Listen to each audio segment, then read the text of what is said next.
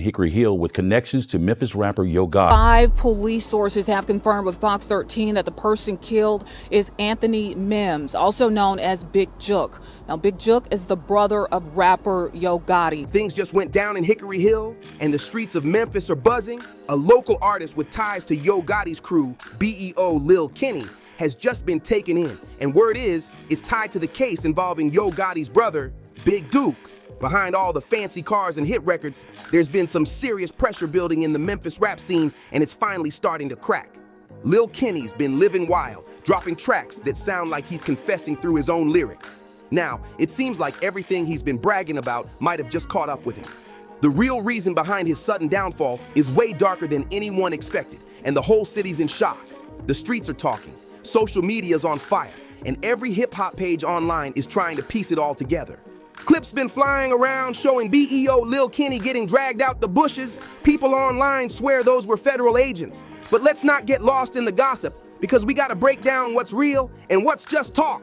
This wasn't some random encounter. Whispers say Kenny could be tied to something heavy connected to Big Duke's situation, and things just got even more wild when folks started breaking down his lyrics. In his songs, Kenny been dropping bars that sound way too close to real-life situations, and fans been running his tracks back thinking he said too much.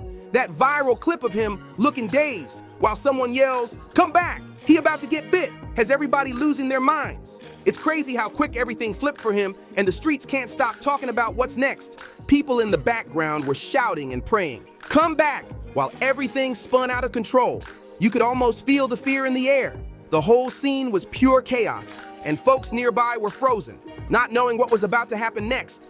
In Memphis, everyone knows running from law enforcement is serious business, but McKinney's situation hit way harder because people had been whispering for months that he might be linked to Big Duke's tragic case. Even though Kenny's small in size, just about 5'3" and barely 120 pounds, he carried himself like he ran the whole block. According to the official reports, Kenneth Mason, better known as BEO Lil Kenny, got slapped with multiple charges, including evading arrest, reckless driving, and possession-related offenses. But let's be real, this wasn't just about a few traffic issues. This story runs much deeper, and the streets knew it. While all that chaos was going down, people were still heard shouting things like, "Oh no, everybody come back, can't do nothing to us, we chillin'." It was wild because Kenny looked way too calm for someone hiding out. Later, he even joked online saying, "I was comfortable in them bushes. They had to drag me out. We was gonna be there till timber waiting on me to surrender." We do have video that we're analyzing, but we don't have a clear suspect identified at this time. But we know that a weapon was used, a firearm was used in this incident. We do feel like the individual that was possibly targeted by the suspect. That line blew up instantly. People couldn't stop talking about how bold he sounded. It's like he thought the heat would cool off if he just stayed quiet long enough. But the feds had other ideas, and when they came ready. The craziest part? Kenny had already been dropping way too many clues in his songs and social media posts, basically telling on himself without even realizing it. After the heartbreaking loss of Big Jew right outside that restaurant and in front of his own mother, the whole city was crushed. But just when folks thought things couldn't get any more emotional, Kenny went and dropped a track that shook the entire Memphis rap scene. In his lyrics, he said, "Right in front of his mama, they downed his brother. We come to get you like bounty hunters," and that bar had everybody frozen. It sounded way too close to what had really gone down, and people couldn't believe he actually said that on a record. What got everyone's attention even more was how detailed Kenny got in those lyrics. Big Jew had lost his life right after attending a funeral, and the timing in Kenny's song matched that moment almost perfectly, like he was narrating it straight from real life. Social media lit up instantly, with fans and locals saying it sounded like he gave law enforcement a full confession through his own bars. It was wild. People couldn't stop replaying the track, picking apart every word for hidden meaning. That's what folks call self-snitching, when your own lyrics end up being used against you and suddenly your music turns into evidence. It's the kind of attention no artist wants, especially when the streets are already watching. The craziest part? Kenny dropped that track right after the tragedy happened, and people started thinking he might have been celebrating something serious. Even the way he said "we" instead of "they" made it sound like his own crew might have been in on the story. And that sent shockwaves through the entire city. Kenny didn't stay quiet for long. He jumped on Facebook and fired back, posting, "I'm gonna let it be known, but I never thought I'd have to stop putting these BS allegations on a dude. I'm a pretty good guy, but I don't want no clout for nothing. I don't have nothing to do with it. By the time those words hit the internet, though, it was too late. The talk had already spread like wildfire. His name was tied to the story, and no post could clean that up now. But to really understand how this mess even started, we gotta rewind the clock. This wasn't just some random industry beef. The tension between Yo Gotti and Young Dolph went way back, built on over a decade of deep street politics. It all traces back to Thanksgiving weekend in 2010 outside Level 2 nightclub, where Yo Gotti and OG Boo Dirty, who was connected to Young Dolph's circle, got into a heated altercation. Reports say several people got hurt that night, and from that moment on, the city was divided. This wasn't about sneak disses or online shade. This was real-life tension that spilled straight into the streets. And here's where things get even more shocking. A man named Corey McClendon was reportedly taken into custody alongside Yo Gotti during that 2010 situation. Fast forward years later, and that same Corey McClendon would end up facing charges related to an attempted attack on Young Dolph in Hollywood back in 2017. That connection had people realizing just how deep and dangerous this feud really was. These weren't new faces bumping heads. It was the same people circling each other for years, each side refusing to back down. And even after all that, the drama kept building. In 2012, Dolph was actually sitting right next to Gucci Mane when Gucci publicly called out Yo Gotti, accusing him of trying to ride his wave by dropping a mixtape on the same day as Gucci's iconic October 17th release. That boy pregnant. Oh shit, I can't do none of this. Shit, we chilling. I can't do nothing on me. Hell no. That moment had fans gasping. It wasn't just rap competition anymore. It was personal. And everyone knew the city was too small for both camps to stay cool. Dolph saw that moment with his own eyes, and it only made the rivalry even hotter. From there, things just kept getting more dangerous as the years went by. In 2017, Dolph's vehicle got lit up in Charlotte, hit with over 100 shots. Investigators later connected that attack to people tied to Yo Gotti's circle, including Corey McClendon. That's when everyone realized this wasn't just music beef anymore. It had turned into a full-blown street war. By the time word spread about Young Dolph's tragic passing and Big Duke's possible connection to it, Memphis was buzzing nonstop. But here's where the twist hits. Reports started floating around that what happened to Dolph in November 2021 wasn't random at all. Whispers began saying Big Duke might have played a part behind the scenes, and the streets couldn't stop talking about it. Big Duke, Yo Gotti's brother, wasn't just family. He was the man with his ear to the pavement, known as the muscle behind CMG, while Gotti handled the business. He had that real influence in the city, and when you mix power, money, and reputation, it's a dangerous recipe. What started as a rap rivalry turned into something way bigger. This was about control, respect, and dominance in Memphis. When Dolph kept calling out CMG and putting pressure on their name in interviews and tracks, that tension hit a breaking point. People in the streets said it went past music. It became about pride and territory. And for anyone who doesn't get how deep street codes run, here's the deal. Once threats and challenges start flying, it's no longer just words, it's about survival.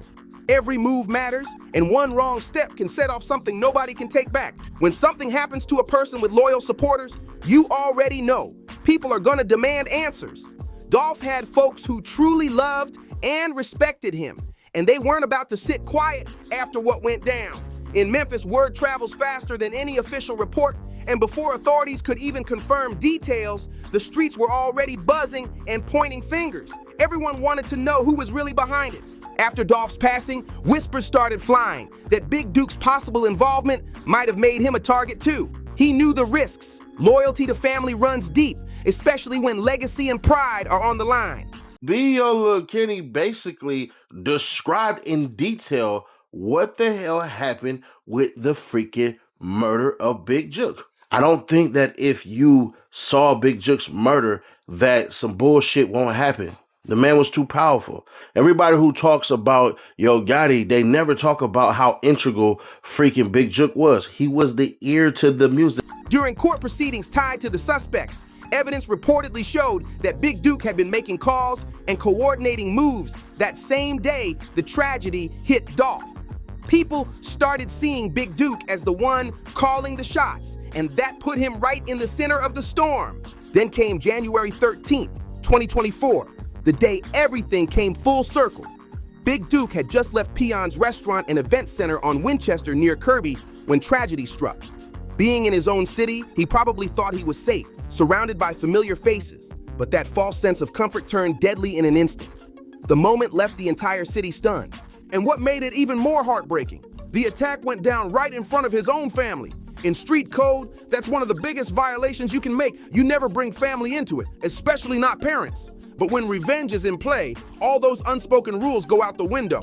The hit happened around 4:15 p.m. in broad daylight. No masks, no disguises, nothing to hide behind. It was raw, direct, and sent a chilling message that the cycle of payback in Memphis wasn't anywhere near over. Whoever pulled this off wanted everyone to see it.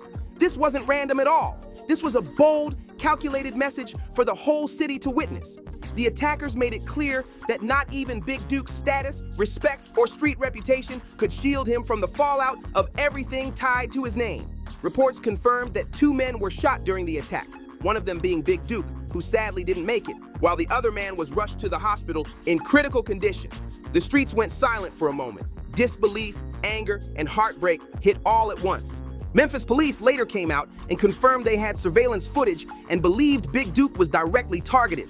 This wasn't mistaken identity or some random act. This was organized, deliberate, and carefully planned. The way it all went down showed precision, almost like it was meant to send one clear warning. No one involved in that long-standing feud was untouchable anymore. What made it even more shocking was when it happened. Big Duke had just left a repast, a celebration of life after a funeral, when tragedy struck. He stepped outside for what was supposed to be a short breather, and he never made it back inside. It hit harder knowing his mother was still inside the venue when she heard those gunshots that took her son's life. The pain of that moment broke the whole city's heart. But what had everyone talking wasn't just how brutal it was how fast the rumors spread.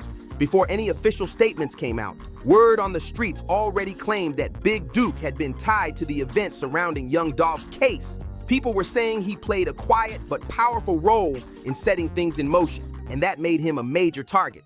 In neighborhoods across Memphis, the whispers turned into certainty. This wasn't just retaliation, it was closure for a feud that had gone way too far. Word in the streets always moves faster than any official investigation.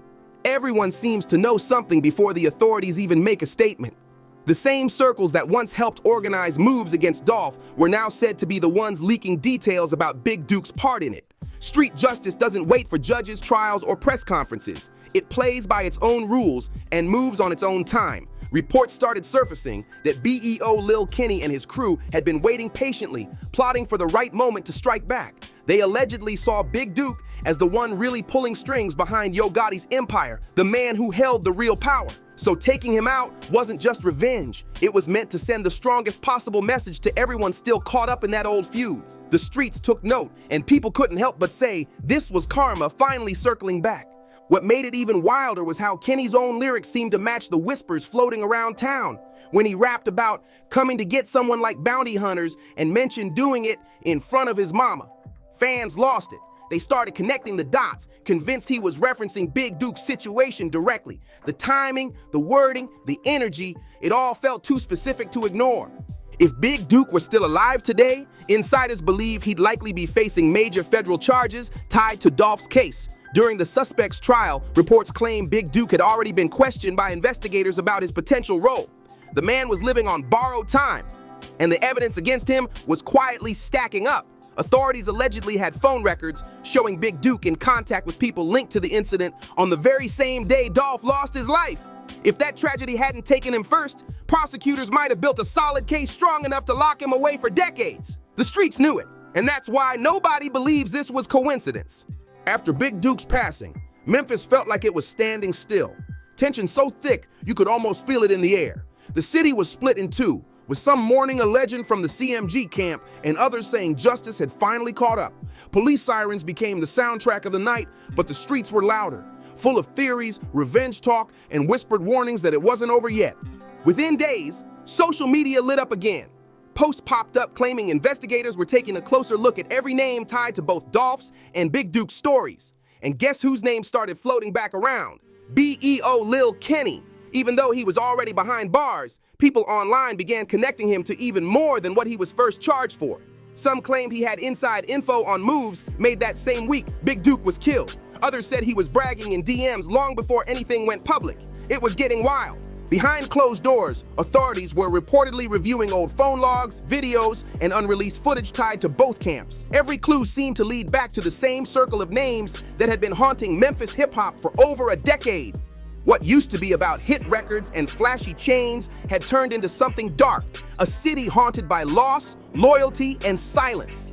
Fans of both sides kept arguing online, some defending Gotti's camp, saying Big Duke didn't deserve what happened, while others swore Dolph's side had simply evened the score.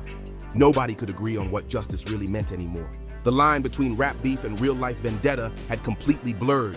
And just when folks thought things couldn't get any deeper, whispers started floating that more arrests could be coming, that certain people who thought they were safe might be next. The streets are restless again, waiting to see who'll make the next move. Because in Memphis, one thing's for sure. When history runs this deep, the story never really ends. The aftermath of Big Duke's death didn't bring peace, it brought silence. And that silence was louder than gunfire. Memphis felt uneasy, like everyone was holding their breath, waiting for the next headline to drop. Murals started going up for both Dolph and Duke, but instead of healing the city, it just reminded everyone how deep the pain ran.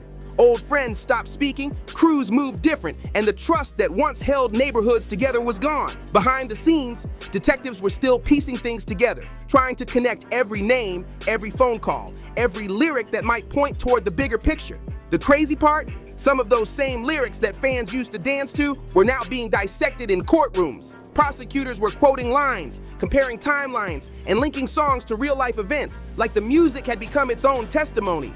Meanwhile, social media was in full meltdown mode. Some users were calling BEO Lil Kenny reckless but real, saying he told the truth too loud and too soon.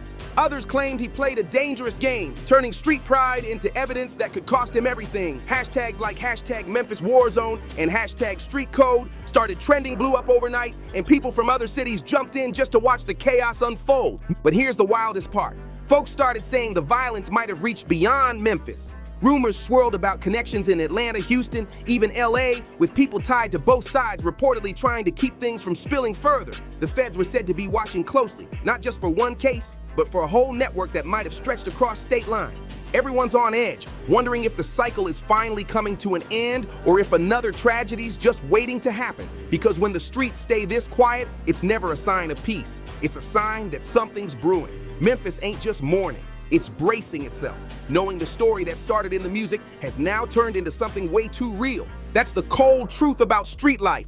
No matter how fast you move, fate always finds a way to catch up, and it never hits how you expect. Some people even say Big Duke's passing might have actually spared him from spending the rest of his life behind bars. Either way, it's tragic. Whether it's violence in the streets or time in the system, the ending still hurts the same. Now, shifting gears, let's talk about BEO Lil Kenny and where things stand for him right now. He was picked up not too long ago on what looked like minor charges, stuff like evading arrest, reckless driving, and possession. His bond was only set at $10,000, and word is he's already back out. But here's the catch. That release might have just been the first move in something much bigger brewing behind the scenes. Sources say Kenny spent extra hours being questioned, mostly because of all the chatter and wild rumors flooding social media. And he wasn't lying when he said, "The internet's a dangerous drug." Every post, lyric, and video he ever dropped is now being rewatched and reanalyzed by investigators looking for clues. They're known to play the long game, start small, keep quiet, then build a heavy case piece by piece. They'll hit you with smaller charges first while stacking bigger evidence where you can't see it. It's a classic move, and Kenny might be sitting right in the middle of it without even realizing how deep it goes. Now here's where it gets real interesting.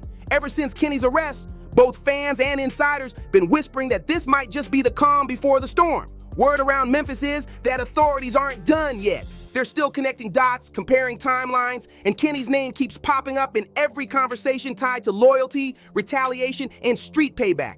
Some folks think this story's about to explode again, and if the streets are right, the next chapter could shake Memphis all over again. All eyes are on BEO Lil Kenny right now. Everyone's waiting to see if he ends up being the centerpiece in a much bigger case that's been quietly building in the background. Memphis has always had this tight connection between music and the streets, but sometimes those two worlds collide in ways that nobody can control. For years, rappers from the city have been telling their truths, repping their blocks, speaking their pain, and turning struggle into sound. But now those same lyrics that once brought fame are being replayed as evidence. People are finally realizing that every post, every flex, every bar, and every music video can come back around at any moment. Kenny's situation is showing that, in real time, what you say online can flip your whole world upside down. What's wild, though, is that despite all the chaos, the Memphis hip-hop scene is still booming. New artists are dropping every week, inspired by the legends who came before. Names like Dolph, Gotti, and even Kenny himself still echo through the city's sound. But behind all that music, the tension hasn't gone anywhere. Everybody's moving more cautious now, watching who they work with, what they say, and where they go. Because in this climate, one wrong lyric, one wrong post, or even the wrong collaboration can spark another headline. And let's be honest, with the Fed stepping in deeper, this story is far from over. Every day they dig, more names are bound to surface and more connections keep getting exposed. Memphis is standing at a real crossroads right now. The streets are buzzing, the labels are watching, and everyone's wondering if peace will finally settle in, or if this is just the quiet moment before the next storm hits. Kenny's own music and online presence have already given investigators a trail to follow, and reportedly, it's enough to tie him to what went down with Big Duke. The question now is, how much deeper does this story really go? And the end of BEO Lil Kenny's story ain't just about revenge or payback, it's about what happens when music and the streets crash head on and things turn way too real. This whole situation shows how living by that code, where violence feels like the answer to everything, only leads to heartbreak and destruction. Young Dolph lost his life, and that one moment set off a chain reaction that took out Big Duke. Now Kenny's the one left dealing with the fallout. It's like a tragic cycle on repeat. Memphis caught in the middle. Too many families hurting, too many lives lost to a war that never truly ends. Yo Gotti lost his brother, Dolph's family lost a legend, and now Kenny's crew might lose him to the system if these charges stick. It's pain on all sides. No winners, just scars that keep reopening every time another headline drops. This is the real cost of that street code. One move triggers another, and the chain keeps spinning until someone decides to break it. The biggest question now is, when does it stop?